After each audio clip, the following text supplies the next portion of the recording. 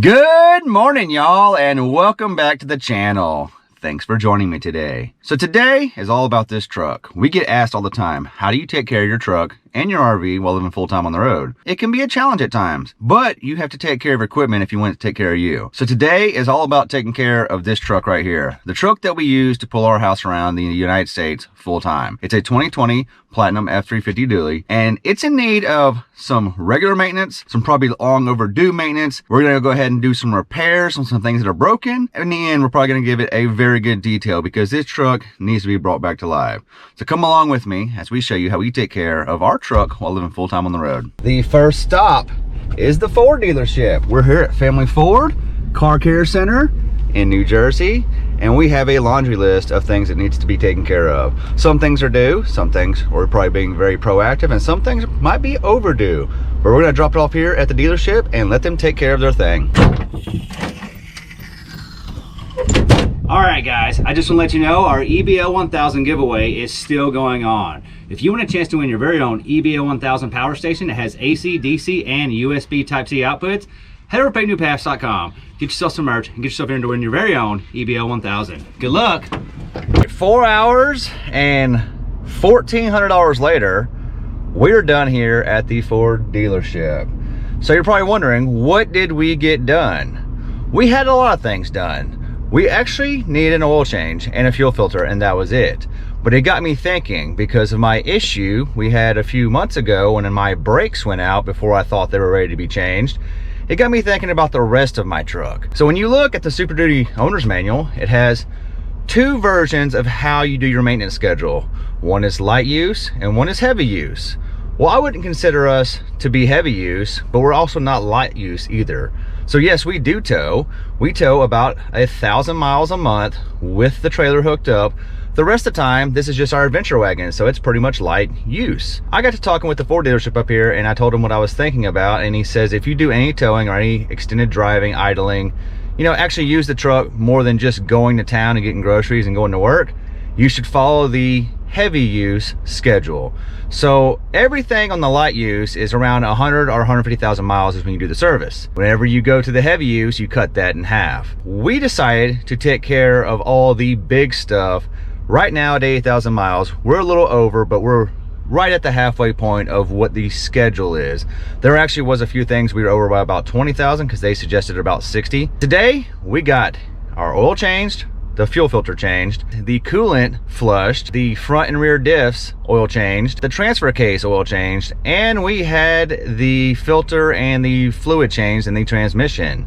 So now we're good to go on all of our big maintenance on this truck. So let's do the breakdown of what each job cost us. First up, cooling service flush. So flushing the entire cooling system, $253.18. Second job, our transmission service, so taking care of the transmission, $288.79. Differential fluid service, so this is both diffs and the transfer case, and that comes out to $456.68. The fuel filter, yeah, this is the one I don't like because you can actually do this one pretty affordable.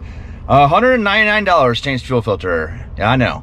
You can buy them for about $65 and do it yourself. But I was already here and it needs to be done. The oil change was $90. I don't even know that I can do it for that cheap if buying the oil and the filter myself at Walmart. So that is pretty affordable. That's a lot of money to spend on that kind of maintenance. But at the same time, I travel full time. We can't just do those kind of jobs at RV parks. Yes, I can change all these fluids myself. The problem is, I don't have a place to do it. We're always in RV parks, and while most of them don't mind you doing a little bit of work on your truck or your trailer you're there, you have to ask permission to make sure it's okay. But specifically, almost every park has a rule saying no oils and no fuel work to be performed in the park. It's because they just don't want oil and gas around the park or on the ground if you're doing those kind of things. Now you'll see later in this video, not today because now it's raining, but we have to work on the truck, but we're not doing anything with the fluids, so it's okay. Plus we ask permission. So that's why when we're on the road and we need real work or service done, yes, you could save some time and money by doing it yourself. We just don't have the way to do it. We don't have a place to do it. I can't just do it at the RV parks. And I really don't want to get kicked out because I just want to save myself some money, because in the long run, it would cost us more to break the rules and be asked to leave than to just pay Ford to do the job. Now, why do I go to Ford? Well, because Ford's pretty cheap. I mean, in the big scheme of things, Ford is pretty affordable when it comes to taking care of your truck. Plus, they built it, so why not let the people that built it take care of the truck? I had a question about some service on my brakes.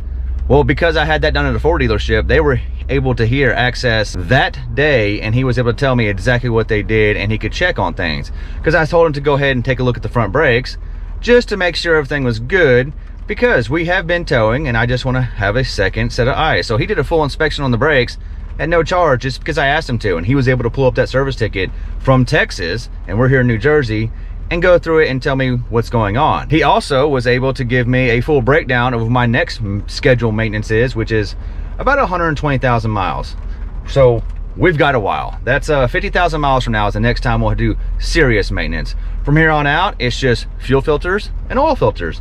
And obviously I think tires will be in our near future too, because we've been rotating them with every oil change, and I just don't think it's gonna buy as much life to the tires as I originally thought. So our first set went to 44,000 miles with 0 rotations. Our second set right now is at 36,000 miles, and I believe it's gonna end up being about the same life, somewhere around 45 to 48,000.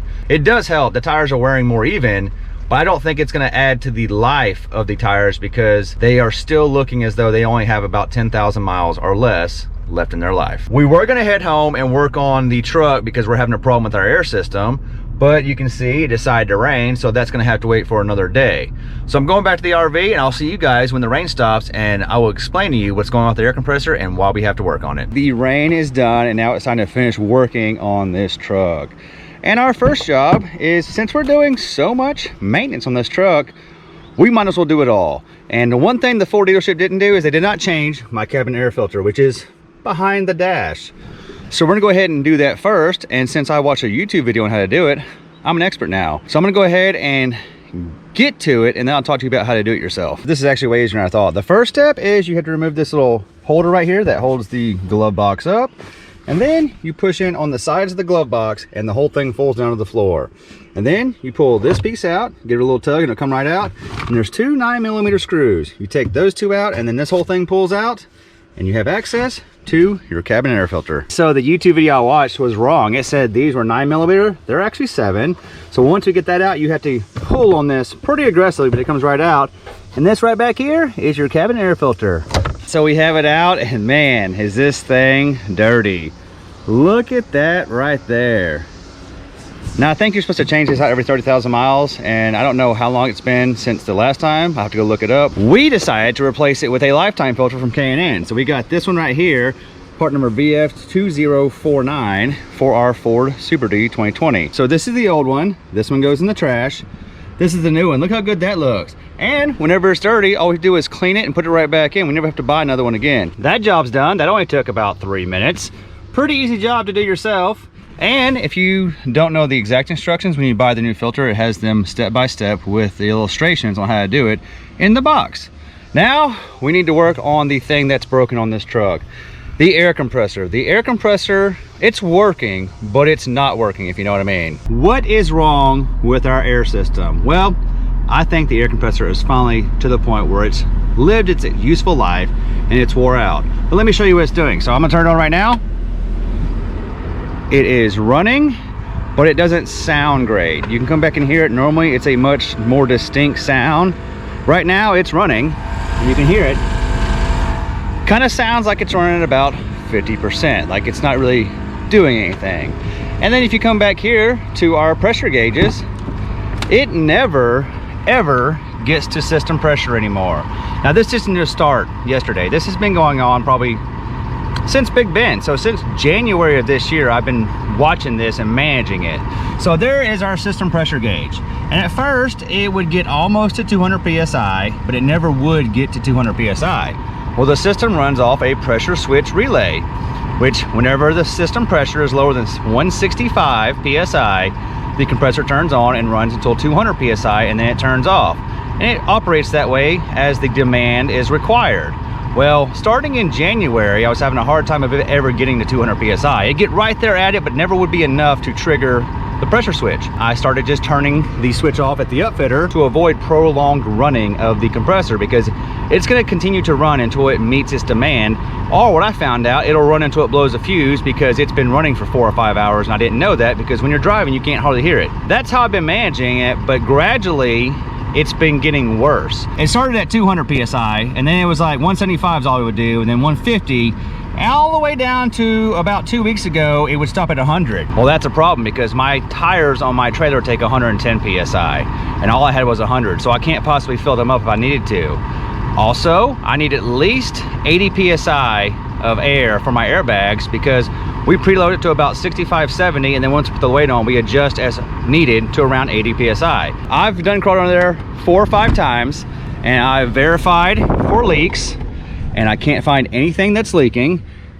It's like it just can't put out the pressure anymore. You guys may remember about a year ago I was having problems with the air compressor blowing fuses. During that conversation I had with Vaer, they told me that there is a life cycle on these compressors and the motors. Judging from our conversation back then, he told me I was probably at the useful life cycle of the compressor based on the way I use it and how much I do use it. Normally 5 to 10 minutes a day might buy you 5 years. And I said, well, I might run mine for, 30 to 40 minutes a day. He's like, yeah, so your compressor is probably wore out, meaning the seals and the cylinder head no longer has a good seal to make the pressure that the pump is rated for. So this pump is supposed to fill my 2.5 gallon tank in 5 minutes.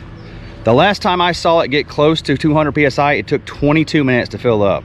So that tells me right there that I have some blow by in the compressor head. So I called up Vaer and I explained what I was having problems with, and he did agree that I probably need to rebuild the cylinder head. But I also had concerns on the motor itself, because it has been running extremely long lately trying to develop the pressure, and I didn't realize it because you can't hear it when you're driving, that it might have been running 4, 5, 6, 7, 8 hours a day. And I think that the electric motor itself might be degraded as well, because the way it sounds over here, it just doesn't sound the way it used to. It doesn't sound like it's actually working. There's 2 options. I can buy a rebuild kit for the compressor. It's $170, but that may not be my only problem. The motor itself might actually be degraded as well. Or I can buy a whole new unit for $300. So we decided, since we're on the road and we need air to air up our airbags, because when we towed this here through New Jersey, I did not have enough air in my airbags. I had about 35 psi, and the truck was really beat down, because with 35 psi, guess what? The truck will sit on the overload. So when you hit bumps, the airbags aren't helping a whole lot, and you're just bouncing off the overloads, which is very rough on a truck and a trailer, especially with the fine roads they have here in New Jersey. So today, we're gonna go ahead and we're gonna replace our air compressor and motor with a brand new unit from Vaer. And it is a 480C air compressor. It's the same thing we have on there. We're just gonna go ahead and replace it. We actually might even think about rebuilding this guy to see if we can have a spare. We're for sure at least gonna take it apart, and we're gonna look at the cylinder heads and the piston to see how bad it really is. Step 1 is the hardest part of this job. It's getting the spare tire down. Now, the spare tire itself is not hard. It's just what I have to do to get to the tools to get the spare tire down. So I have to take all these car seats out to get access to below there, so I can get the tools to get the spare tire down. The spare tire is off. And now we're gonna crawl under here, and I'm gonna show you what we gotta do. So there is our compressor, and we have to remove these 4 bolts, undo this leader hose, and undo these 2 wires, and then we'll get this out, take a look at it, get the new one in. We should be good to go. But before we do any of this, I am going to turn it on one more time and do some troubleshooting to make sure there is no leaks that I couldn't find the last time. But I'm pretty sure there's not a leak, because when it does run, it holds its pressure. It holds its pressure for 12 hours, so I know it's not leaking down whenever it's not running. It's just it can't get to pressure anymore, which tells me this guy right here is in need of some love. So I did some more troubleshooting before I took it apart. I even left about 10 psi in the tank to verify that the check valve was holding on the old one, and it was. So we went ahead and removed this guy right here, and when we unscrewed that, we heard the tank pressure bleed out, meaning this check valve was doing its job. The reason I say that, the last time we had a problem with this thing, this check valve wasn't doing its job, but it was causing different issues. I mean, there was a constant leak all the time, so you could fill the tank up and it'd blow back out. So the compressor ran non-stop forever, but at least it was getting 200 psi. This right now, is the only thing holding the little bit of pressure it was making in the tank.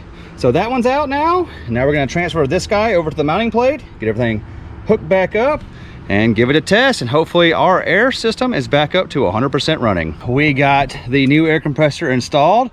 Now we're gonna fire everything up and see if it's working any better, and that solved all of our problems.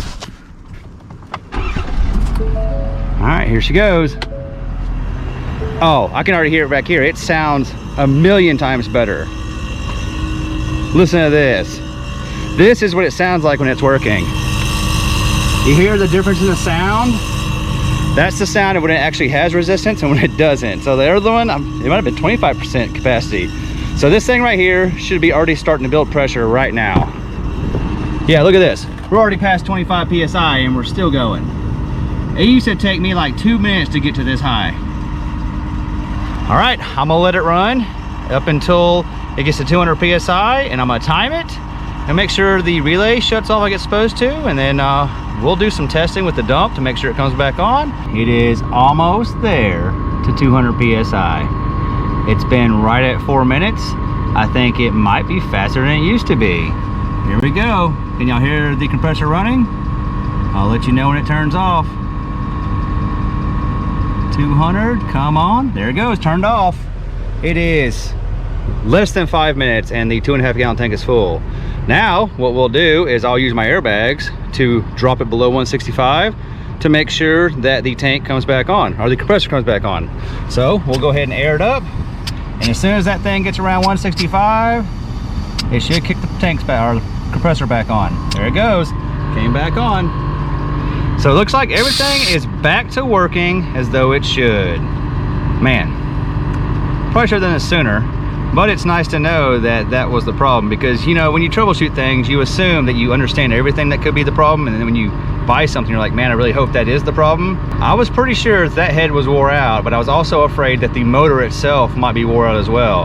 And you can clearly hear, whenever the cylinder head is good and the motor is good, it sounds completely different.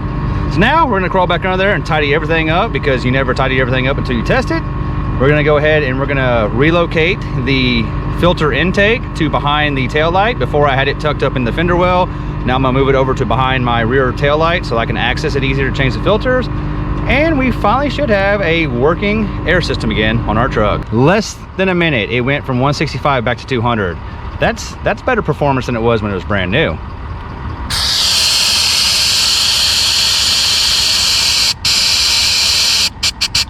I normally 40 PSI in when we drive around. It makes for a nice cushion driving, especially when you have a dually. Doesn't matter how awesome the shocks are, dualies ride rough, but 40 PSI in these bags really make it ride pretty smooth. I've relocated the air intake filter to right here behind the taillight, because it can be as far up out of the way from catching debris. Before I had it over here by this light, and I think that it was catching a lot of dirt and water that may have contributed to the compressor wearing out faster. So now I'm gonna move it up here, and when you can tuck it in, it's way up there out of the way. So that should be one problem solved on what may have helped lead to the degrading of the compressor and the motor. All right, so now that we have everything back together, we're gonna go ahead and take the cylinder head off the old one and see just how wore out it really is. This cylinder wall is definitely wore out. See the marking right there? That's where it normally rides, and the other spot is where it doesn't ride. And when I take and put it on that piston, it basically is not even touching the sides, but when I slide it to where the new part is that it never rides on, it is so tight and hard to get on. So clearly, look at the wear on that cylinder head. So you could probably change this out and change out the piston itself. And I believe there's a valve right there you could change out, and this thing probably would run pretty good. The motor itself, it feels like it's turning, like it's not wore out, like it's not loose. The bearings are pretty good in it still. So likely I can make this a spare part for 170 bucks. I could rebuild this entire cylinder head and have a backup. And now that we've gotten all the maintenance done on our truck, we've taken care of all the repairs to our air system, I think it's time we took care of the paint job. So you guys know that I use those do-it-yourself places with the brushes, and I hate doing it because the number it does to the paint. So I'm thinking, not today though, because it looks like it's gonna rain, but I'm thinking tomorrow I'll show you guys how I bring this thing back to life by clay barring, polishing and waxing and doing some paint correction to get rid of the swirl marks from living full time on the road. See you guys first thing in the morning. Now it's time to take care of the paint on this truck. You guys heard me say a million times, I hate washing the truck at the places with the brush because of what it does to the paint. Now you can look at it right here. I just went and sprayed it off. I didn't wash it, I just sprayed it off because the pollen here is terrible. But it looks great from here. But as you get closer, I'll show you right here on the fender because this is the bad spot. Can you see that? All that stuff? That's because that's stuff from the road. So you put your hand over it and you can feel it's like tar and road grime and all kinds of things. And when you look right here, I don't know if you can see it, but you'll see some swirl marks and some scratches. Let's go to the other side. The other side is directly in the sun. It's a little better. Here, the hood. You can see it on the hood. So you see these swirls, maybe you can see them. That's from that brush. So today I'm going to show you how I take care of all that and make this thing look better than it was the day I got it. And the first step is we need to get all that gross stuff off the truck from driving down the road. So step one is clay bar. Get your clay bar kit. This is actually a Meguiar's kit and some quick detail spray. Mother's makes one as well. Either one of them are great, and you go ahead and you do it over the entire truck and it gets rid of all those contaminants that are stuck on the paint. And it's pretty easy. You just spray some right there, and then you take your clay bar and you wipe over it. And you continue to until it slides freely. If it's still sticking, that means you're still picking up stuff off the paint. You do the entire truck until the clay glides smoothly over the paint. Step one is done. We've done the entire truck with the clay bar, and look what the clay bar looks like when you're done. That's all the stuff that was on your paint. Now I find the worst spots are everything facing forward. So the dually fenders, the mirrors, and the whole front end. But you would be surprised how dirty the rear of the truck is as well. Like the tailgate of the truck is worse than the doors on the truck. And you'll see right now it looks horrible. It's got all the stuff, the quick detail spray that's kind of dried on there. But that's okay because we're gonna take care of that when we get to the polishing stage. Step two, we need to cut or polish the swirl marks out of the paint. And for that I use my cordless DeWalt 20 volt max polisher. I use these pads by Lake Country. This is a yellow one, so it's a kind of a medium heavy cutting pad. And I'm going to use the Meguiar's Ultra Cut Compound. And what I do is I put a little bit of the Meguiar's Ultra Cut Compound on the pad, I spread it around, and then I slowly go over each section until I like the way it looks. Now in between polishes, I'll take my quick detail spray and I'll give it a light coat, wipe it down with a microfiber cloth, and we'll look at our work. Sometimes it takes a few passes on the trouble areas, like right here on the front of the dually fender. This might take 2 or 3 times to get it looking good, but every time you do it, it'll get better and better. This is pretty much as much work as you want to put into it, it will be the result you get. All right, before I get started, I wanted to show you guys a before and after. So I went ahead and wiped it down. And you can kind of see in the sun right there, the swirl marks right here on the top of the dually fender. And then right here, you can kind of see all the stuff that the front of the fender is hitting from the road. So I'm going to show you what it looks like after a few passes with the polisher, and this will look so much better, and this will look like glass when we're done.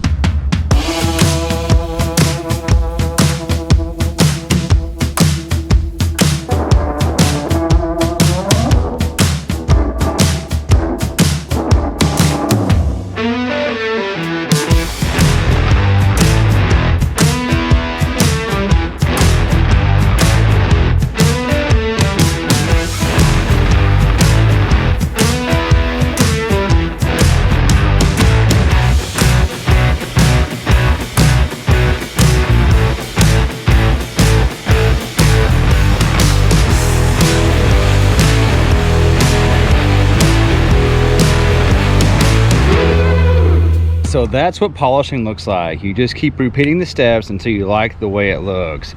Now let's take a look at if we can see a difference on the after.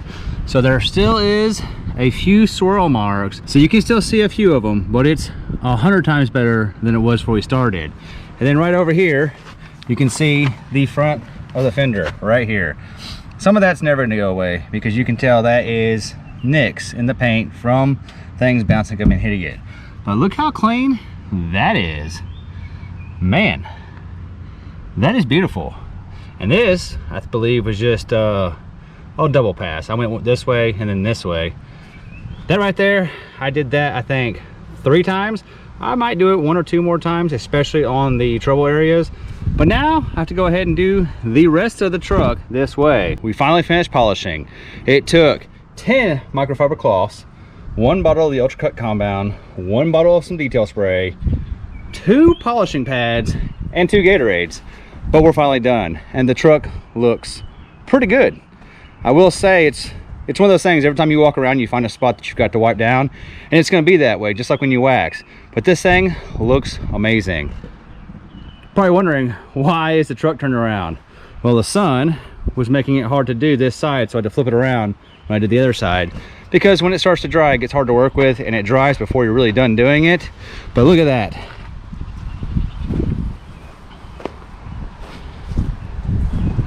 This is a job that every time I do it, immediately about halfway through I regret committing to it, because once you start you have to finish, and it is very time consuming. Plus, if you're going to do a good job, it's going to take you a while. So that took us almost 2 hours to just polish, and we're not even done yet. Now we're going to go on to stage 3, which is to wax it. So our last step is to apply a wax or a polish coat. I try all kinds of products, and right now I really like this CMX ceramic polishing coat. I like to use different things to see what works, and so far I really like that one. We switched to a blue light finishing pad, and we will wipe it down with that when we're done. Now this is just like the polishing, but it's way faster because you're going to do small sections, you're going to go over it really quickly, and you're going to let it dry and wipe it away. So you're not trying to get rid of the imperfections by doing multiple passes. Just one quick pass, wipe it down, move on. So whereas the polishing took 2 hours, this should take about 30 minutes, and we'll be done with this truck.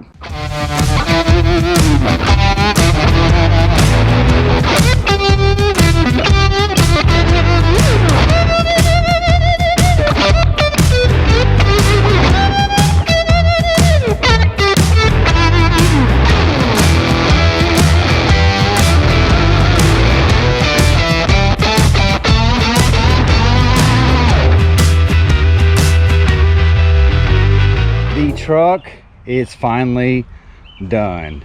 It only took me about an hour. That stuff goes on great, and man, does it look amazing. Look at this truck. I know it's a little dark, but man, this thing looks amazing. Look at that.